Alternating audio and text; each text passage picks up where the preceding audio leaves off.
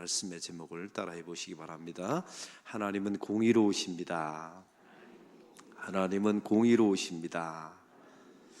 우리 옆 사람과 인사하겠습니다. 잘 오셨습니다. 사랑합니다. 축복합니다. 새벽 이슬 같은 청년이라고 말하는데 우리는 새벽 이슬 같은 노년, 새벽 이슬 같은 항전직, 새벽 이슬 같은 장로님, 권사님, 주의 이름으로 축복합니다. 또 여러분과 함께 이렇게 새벽 기도의 목회를 하게 된 것, 저에게 주신 하나님의 영광이고 선물이고 또 우리에게 주신 하나님의 선물인 줄로 믿습니다. 이제 건축이 막바지입니다. 2달도 남지 않았습니다. 피치리를 올려서 마지막 완주 잘하는 우리 교회가 되기를 소망합니다. 설레이는 마음을 가지고 여러분 이 사역에 잘 임해 주시기를 부탁을 드립니다. 하나님의 속성에는 2가지 속성이 있습니다. 하나는 사랑과 또 하나는 공의입니다. 이 2가지가 만족되어져야만 그제서야 하나님의 인격의 하나님이라고 우리가 말할 수 있는 것입니다. 의의 원인은 결국 축복의 결과가 됩니다. 이 말씀을 잘 오해하시면 안 되는데, 구원은 하나님 하시기 나름이지만 우리가 이 땅에서 누리는 복은 저하기 나름이라는 사실을 항상 잊지 마시기 바랍니다. 그래서 불의의 원인은 결국 저주의 결과를 맺는다는 사실이죠. 그렇다고 해서 우리가 죄를 짓는다고 해서 구원은 취소되지 않아요. 그러나 형벌은 있습니다. 이 땅에서 우리가 갖는 채찍이 있고 우리가 받는 형벌이 있다는 사실을 항상 잊지 마시기 바랍니다. 어떤 교인들은 고통이나 질병이나 환난 중에 있는 교인들이 있습니다. 그때 제일 처음에 이제 원숙해지거나 마지막 단계에 가면 그런 이야기는 하지 않아요. 근데 이 질병이나 어떤 가정의 환난이나 자기의 실패가 다가오게 되면 첫 번째 저항합니다. 부정하게 되죠. 어떻게 부정하냐면, 내가 하나님께 어떻게 해드렸는데 하나님이 나한테 이럴 수 있는 것입니까? 이런 말을 겁없이 하는 교인들이 있습니다. 사랑하는 성도 여러분, 자기 자신이 지은 죄에 대해서는 단 한 번도 생각하지 않는다면 이것은 치유와 회복의 과정은 아닙니다. 사실은 고난을 통해서 하나님께서 우리에게 주신 몇 가지 은총이 있죠. 가장 큰 은총은 우리를 거룩하게 만들어내십니다. 여러분, 거룩함의 의미가 무엇일까요? 구별됨이기도 하지만 내가 얼마나 죄악 가운데 허물 가운데 살아왔는지를 하나님이 다 보여주십니다. 내가 얼마나 하나님 앞에 헌신적이지 않았는지, 내가 얼마나 하나님 앞에 불의했는지, 얼마나 탐욕이 있었는지, 이런 것들을 하나님께서 다 폭로해 주세요. 여러분, 그래서 고난을 당하는 자들에게 결국 하나님께서는 거룩이라는 선물을 하나님의 백성에게 주시죠. 어제 또 말씀을 나누었어요. 결국 하나님의 통치를 이루십니다. 하나님께 안 잡혀요. 본래 잘 나갈 때는, 우리가 건강하고 잘 될 때는 하나님이 이렇게 잡으려고 들면 우리가 자꾸만 버팅깁니다. 근데 고난을 당하면 꼼짝없이 잡힙니다. 여러분, 그래서 고난 속에 주시는 하나님의 축복이 있다면 하나님의 통치가 이루어져요. 또 한 가지는 결국은 이 고난을 통하여 하나님의 공의가 드러납니다. 여기서 말하는 하나님의 공의는 이렇습니다. 쉬운 말로 말하면, 고난 당할 때는 이 고백이 안 나와요. 힘드니까요. 억울하다고 생각하니까. 그러나 그 고난 속에서 연단되지요, 거룩해지지요, 하나님의 붙잡힘에 내가 붙잡히게 되면 결국 이런 고백을 마지막에 하게 됩니다. 하나님은 옳으셨습니다. 우리 하나님은 공의로우십니다. 맞습니다. 하나님이 맞았습니다. 이런 고백을 반드시 하게 되고 하나님께서 하게 만드십니다. 할렐루야. 이게 성도의 여정이에요. 여러분, 어쩔 수 없어요. 이 길을 가셔야 되는 겁니다. 욥기의 주제가 무엇이라고요? 신정론이라고 제가 말씀드렸어요. 하나님은 언제나 옳으시다. 한번 따라해 봅시다. 우리 하나님은 언제나 옳으십니다. 이제 묻습니다. 이 이야기를 욥이 고난 받는 도중에 말했을까요? 고난이 다 끝나고 말했을까요? 다 끝나고 나서. 그래서 좀 기다려 줄 필요가 있어요. 고난당하는 자들과 함께 기도하고 울어주고 중보 기도해 줄 필요가 있어요. 그 대신 그 중보 기도는 이렇게 하셔야 합니다. 하나님, 이 문제를 해결해 주십시오가 아니라 이 고난을 통하여 하나님의 백성을 거룩하게 만들어 주십시오. 하나님의 통치에 잡히게 해 주십시오. 그리고 저 성도의 나의 입술을 통해서 맞습니다, 하나님은 옳습니다, 이 말이 나오게 해달라고 기도하셔야 합니다. 할렐루야. 여러분 알다시피 문학가들이 글을 쓰는 순서가 있답니다. 제일 먼저는 수필을 쓴대요. 에세이를 쓴다고 하죠. 그러니까 에세이가 제일 쉬운 글인가 봅니다. 여기서 조금 더 원숙해지면 이제는 소설을 쓴다 합니다. 근데 이 문학가들이 마지막 순간에 죽기 직전에 자기가 마지막으로 써보고 싶은 글이 있답니다. 그게 뭘까요? 시랍니다. 시가 그렇게 어렵다는 거예요. 왜냐하면 모든 단어를 함축해야 되니까요. 여러분 마찬가지입니다. 영성가, 기독교 영성가들이 저술을 하는 순서가 있어요. 모든 주제를 서술하다가 자기 인생의 말년의 마지막에 내가 이 주제를 다루고 죽어야지 하는 주제가 뭘까요? 고난이랍니다. 고난. 그래서 필립 얀시 나우카노 목사님께서 자기 인생의 마지막에 글들을 남기신 것이 다 고통에 관련된 글을 남기시고 떠나가셨어요. 그렇게 고통이라는 주제는 어렵습니다. 다루기 힘듭니다. 또 한 가지, 마지막 순간이 돼요. 인생을 다 살아보고 난 후에 해석이 되어지는 거예요. 여러분 그들이 왜 그런 해석을 고난이 다 끝난 후에 해석했을까요? 고난 중에 있는 사람들이 이 말씀을 붙들고 잘 견디라고요. 결국 하나님은 옳으시고 우리의 입술을 통해서 하나님은 옳다라는 말을 받아내실 것이라는 것을 여러분 잊지 말라는 것입니다. 그럼 오늘 본문에 보면 하나님의 공의는 도대체 어떻게 나타나는 것입니까? 오늘 6절의 말씀을 다 같이 읽겠습니다. 너희로 환난을 받게 하는 자들에게는 환난으로 갚으시고. 이 데살로니가 교회가 환난을 당했습니다. 사도 바울조차도 쫓겨나가죠. 짧은 기간 동안에 있다가 당연히 남겨진 데살로니가 교인들도 핍박을 당하게 됩니다. 그런데 성경은 말합니다. 너희를 핍박을 가하는 자들에게 하나님께서 똑같은 환난으로 저희들에게 갚으시겠다는 겁니다. 형벌을 내리시겠다고 8절에 나와 있습니다. 8절 다 같이 읽겠습니다. 하나님을 모르는 자들과 주 예수의 복음에 복종하지 않는 자들에게는 형벌을 내리시리니. 심판이 나타납니다. 여러분 이 말은 미래적인 단어예요. 결국은 하나님께서 저들을 심판하실 것이라는 하나님의 약속입니다. 여러분 그래서 성경에 보면 악인의 형통함을 부러워하지 말라라고 나와 있어요. 끝까지 가봐야 된다는 거예요. 결론을 봐야 된다는 겁니다. 쉽게 말하면 그 악인의 형통함, 그것을 보고 또 지금 선한 사람의 고난을 보고 쉽게 판단하지 말라는 거예요. 제가 몇 년 전에 이런 구사를 드렸어요.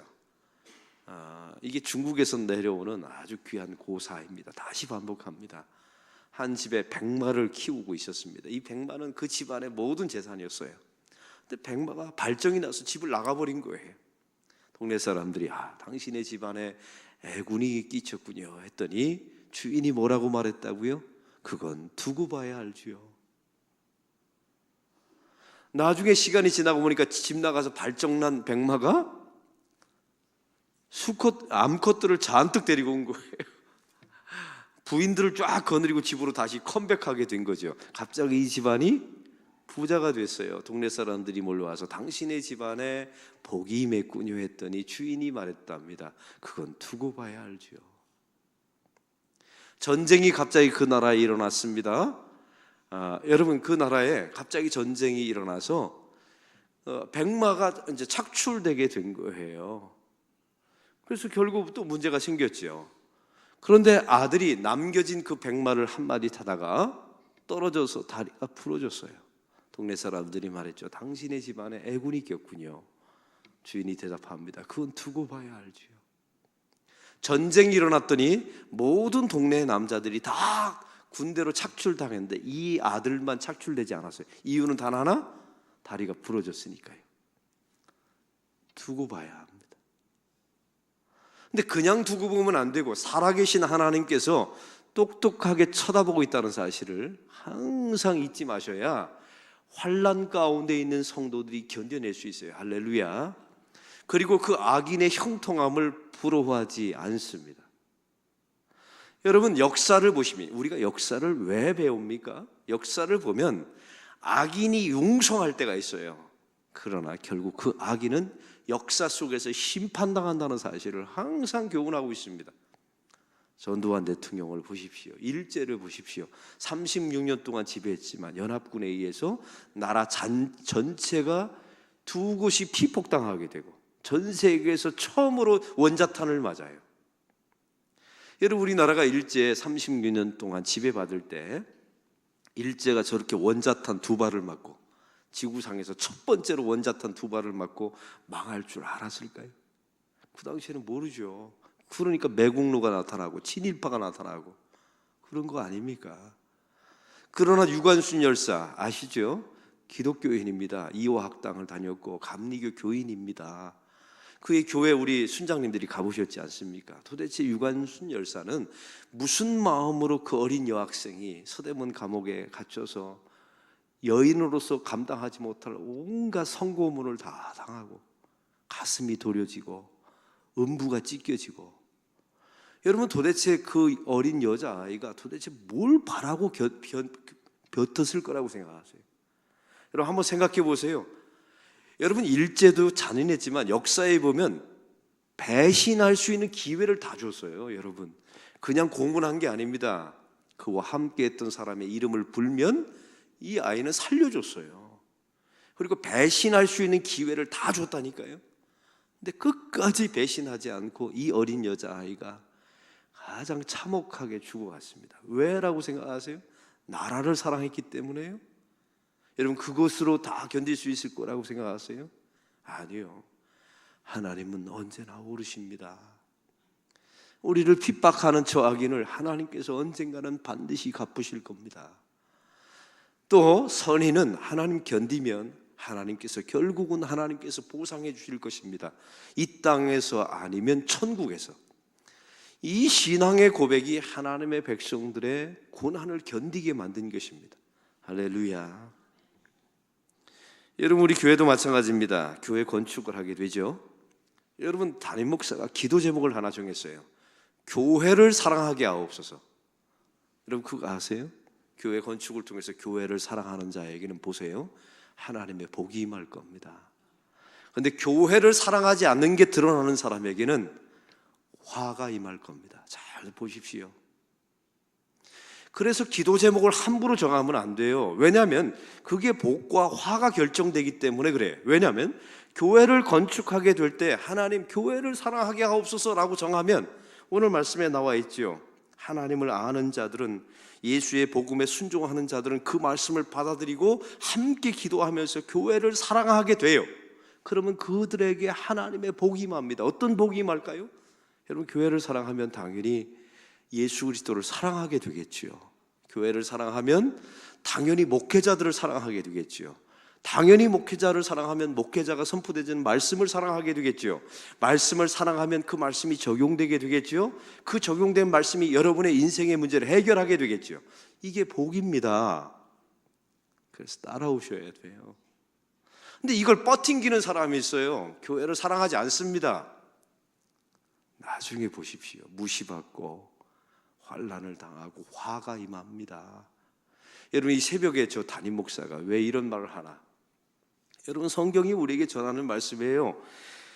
하나님이 살아계시고 그 하나님이 공의로우시고 하나님께서 억울한 자의 원한을 풀어주시고 의롭게 고난을 당한 자에게 결국 하나님이 보상하신다는 것을 믿고 따라가는 자들에게는 결국 그들에게 천국의 상급이 주어지잖아요. 제가 항상 드리는 말씀이에요. 주기철 목사님의 가정은 풍지박산이 났습니다. 여러분 신사참배를 반대하다가 아버지가 감옥에서 죽은 거죠. 여러분 그의 아내와 자녀들은 어떻게 됐을까요? 기록에 보면 거의 20년 30년을 빌어먹었답니다. 20년 30년을 빌어먹었어요. 근데 놀라운 사실은 지금 한참이 지난 후에 그의 손자 손녀가 어떻게 됐다고요? 제가 말씀드렸죠. 그의 손자는 주기철 목사님의 가장 친손자는 전 세계 가장 큰 장로교회, 주한 장로교회 담임 목사가 돼 있어요. 주승중 목사님.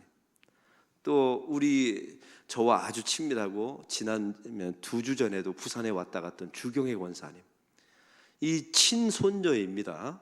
인테리어를 한국에서 가장 제2 인천공항을 지으시고 이번에 부산의 오페라 하우스의 내부의 인테리어를 낙찰받았답니다. 이분이 신화그룹의 회장이신 주경혜 원사님이세요. 이분들이 다 누구냐면 주기철 목사님의 손녀들입니다. 손녀, 손자. 별 감동이 없으신 것 같아요. 100년이 걸렸지만, 이게 중요해요. 100년이 걸렸지만 하나님께서는 오르셨습니다. 여러분, 이걸 정말 믿으시나요? 여러분이 정말 교회를 사랑하고 교회 건축 과정에 정말 하나님은 오르십니다.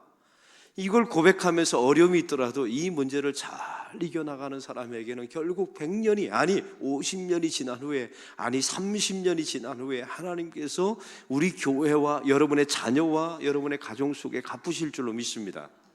여러분, 교회를 사랑하는 것은 숨길 수가 없어요. 여러분, 자녀들에게 그거 위장할 수 있다고 생각하세요? 위장 못합니다. 위장 못해요. 절대로 못합니다. 함께 살면 위장 못해요. 그러면 자녀들에게 유전되겠죠. 당연히 유전되죠. 그 신앙의 고백과 그의 신앙의 상태가 자녀들에게 유전돼요. 여러분, 우리 교회 장로님들 가운데 자녀가 목회자가 나온 가정들이 있어요. 이거 대단한 가정들입니다. 왜냐하면 장로님들이 목회자를 선대하고 사랑하고 교회를 사랑하기 때문에 그의 자녀들 가운데 목회자가 나오는 거예요. 목회자를 싫어하고 비난하면 한번 묻습니다. 자녀가 목회자가 될까요? 한번 제가 여쭤볼게요. 자녀가 목회자가 되고 싶겠어요? 또 한번 물었습니다. 자녀가 목회자가 되었더라도 하나님이 그 자녀에게 복을 주실까요? 여러분, 이런 일은 일어나지 않습니다. 여러분, 그래서 항상 하나님 앞에, 하나님은 언제나 공의로우시고 하나님은 언제나 우리를 바라보고 있다는 사실을 철저하게 고백하게 될 때 하나님께 하나님의 은총이 여러분의 삶 속에 임하게 될 줄로 믿습니다. 사랑하는 성도 여러분, 심판은 현재적이기도 하지만 또 미래적입니다. 결국은 하나님께서 이렇게 핍박당하게 하는 자들에게 갚으신다, 주님께서 말씀하고 있습니다. 그럼 오늘 말씀에 보면 오히려 핍박당하는 자들에게는 어떤 일이 벌어지게 될까요? 7절의 말씀을 다 같이 읽겠습니다. 환난을 받는 너희에게는 우리와 함께 안식으로 갚으시는 것이. 여러분, 참 놀라운 사실은요, 핍박을 당하는 자는 발 뻗고 잡니다. 왜냐하면 하나님이 아시고 하나님이 갚아주실 것이라는 사실을 믿으니까요. 그리고 중요한 사실은 분노하지 않습니다. 긍휼히 여기게 되죠. 제가 다음 주에 우리 교회 항존직 한 분을 만나게 됩니다. 여러분이 다 아시는 항존직이에요. 근데 이번에 건축 헌금을 한 번도 안 하셨습니다. 제가 만날 거예요. 만나서 이런 부탁을 드릴 겁니다. 항존직으로서 교회 건축 헌금을 하시는 게 좋으실 겁니다. 가정과 사업과 인생 속에 좋으십니다. 그게 옳은 겁니다. 제가 그분을 사랑하기 때문에, 긍휼히 여기기 때문에 이 말을 할 겁니다. 지금까지 1년 동안 제가 가만히 지켜봤어요. 그런데 제가 할 작정입니다. 그 대신 제 마음 속에 구걸할 마음은 전혀 없어요. 당당하게 말할 겁니다. 담임 목사로서 돈이 부족해서 그런 게 아니에요. 여러분, 그분의 헌금이 아니어도 우리 교회는 얼마든지 지어질 수가 있어요. 그런데 교회를 사랑하는 것이 제가 이번에 기도 제목이었거든요. 이런 교회를 사랑하고 함께 기도를 나누고 또 헌금하고 기도하고 물질을 나누면 중요한 것은 그 항존직은 교인들로부터 존경을 받게 되고, 그 다음에 중요한 게 하나님의 복이 임할 겁니다. 교회를 사랑하게 되고 그의 자손들이 그걸 물려받게 될 거예요. 그런데 교회를 사랑하지 않으면 겉돌게 되겠죠. 그걸 또 성도들이 모르겠습니까? 무시하게 되겠죠. 조롱받게 될 거예요. 이게 얼마나 큰 심판입니까? 그래서 그 심판을 면하게 하려고 제가 용기를 내어서 그분을 찾아뵐 겁니다. 그리고 헌금하시라고.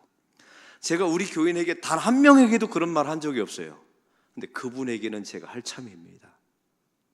그리고 제 마음속에 하나님 제발 이 목회자의 순수한 마음을 받아들이고 헌금하고 교회를 사랑하게 되고 겉돌지 않고 중심에 들어와 존경받는 분이 되게 해주세요. 제가 기도하고 갈 겁니다. 그리고 당당하게, 그리고 만약에 그 말에 응하지 않으면 오늘 주신 말씀처럼 심판이 임할 것이라는 사실을, 이건 말은 못하겠어요. 그러나 이 설교를 듣는다면 그분에게 하나님의 계시가 임할 거라고 저는 믿습니다. 여러분, 제가 이 설교를 할 때 제 얼굴에 분노가 있나요?